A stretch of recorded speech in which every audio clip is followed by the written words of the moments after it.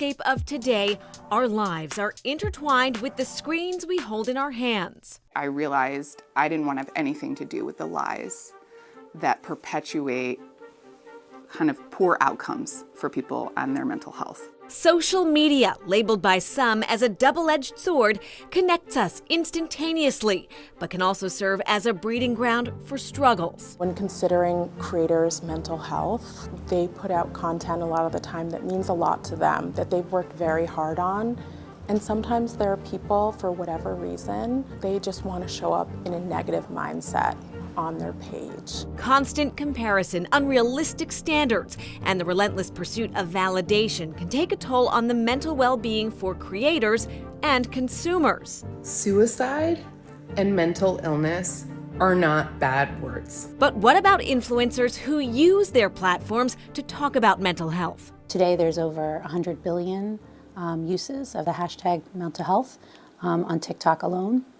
And so a huge variety of kinds of posts. Amidst all the noise, there is hope. I think in the end, right, is creators, just like they're leaders of physical communities, they're leaders of digital communities. So we're interested in how those communities are affected by creators. In collaboration with Harvard University's T.H. Chan School of Public Health, several influencers participated in an experiment. Senior Director Amanda Yarnell. Our first intent with it was to influence influencers to make more evidence-based content. Harvard armed the creators with toolkits on topics like intergenerational trauma, as well as providing access to scientists and summit-style collaborative discussions. Yeah, we found that creators who were exposed to our toolkits, to those materials, they were more likely to use it and to share it on TikTok, but also, and maybe more importantly, the videos that they made sharing that evidence got millions of more views on TikTok after versus before.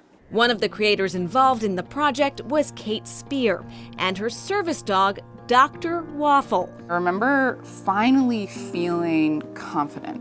I don't feel confident really ever.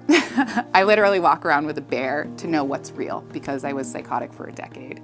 And so it's hard to trust my reality. But let me tell you, when you print out a toolkit that's stamped with Harvard, you believe that that is the science. And so when you get on Instagram or TikTok and can speak to it, you know that when the droves of hate come your way, which they inevitably do, you can say, actually, yeah, here's the citation. Here's the link. She runs 2 social media accounts, both with a focus on mental health. Navigating serious mental illness and the also broken mental health care system. So Positively Kate, which is now under my name, Kate Spear, and Waffle Nugget have basically almost polar opposite audiences. My personal audience is for people and then people's family members who have experiences with serious mental illness. Let me tell you. Waffle Nugget is honestly just about dogs being medicine. We literally just got her as a pet, someone to keep me company while navigating my psychosis, my hallucinations back then. Changed into really one of the most transformative and life-saving things that ever happened to me. And so the page became a space where I shared the journey of Waffle becoming a service dog. It's where I shared the story of her learning to smell the changes in my body. Waffle, a lifesaver for Spear, helping her daily. I didn't even think, oh, I'm making a service dog. I thought, oh my gosh, I'm finding a way to trust my life. I'm finding a way to save my life. And she's gonna be the one to do it. Literally trained her one thing, like she couldn't come on command. She was still chewing drywall, but man, could she alert on cue. Basically, I took a stinky panic attack sweat-soaked t-shirt, put it in a Ziploc bag, and every time I'd open it, I'd ask for the paw. From paw to extremely raw. Little midday reminder for those of us battling our minds. We are still here. We're really scared of the word psychosis, and we're really terrified of the word suicide. And yet, every time we don't use them, we make people who live with them, or live with suicidal ideation, unmentionable. And I'm not unmentionable. Her words have meaning, which is why being part of the collaboration at Harvard was so important. I just remember feeling so excited because I felt like Harvard got it. These people got it.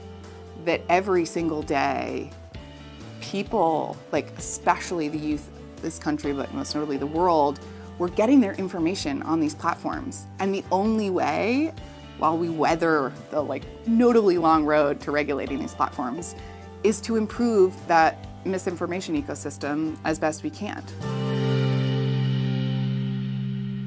Interesting, and a social media campaign by Kate actually impacted law in New York State. Kids' access to over-the-counter diet pills and muscle-building supplements are now limited. Right, that was considered a victory for public health officials after years of advocacy actually by Harvard researchers. And similar legislation is now being considered this year in Massachusetts. Right. Still ahead, the camera eats first.